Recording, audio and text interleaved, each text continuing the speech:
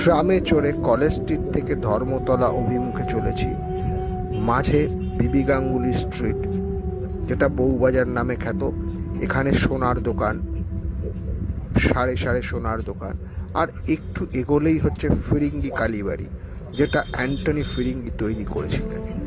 আর এই বউবাজারের নিচ দিয়েই মেট্রো রেলের কাজ চলছে, যে মেট্রো হাওড়া থেকে ধর্মতলা এবং ধর্মতলা থেকে শিয়ালদা এবং শিয়ালদা থেকে সল্টলেক সেক্টর 5-এ এসে যুক্ত হবে।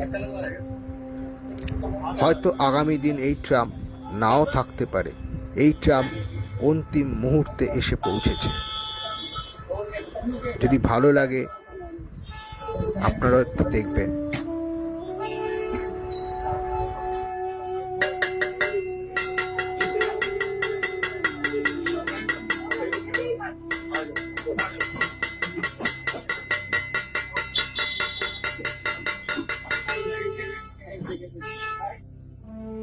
এটা কলকাতার tram depot, Tollygunge tram depot নামে বিখ্যাত।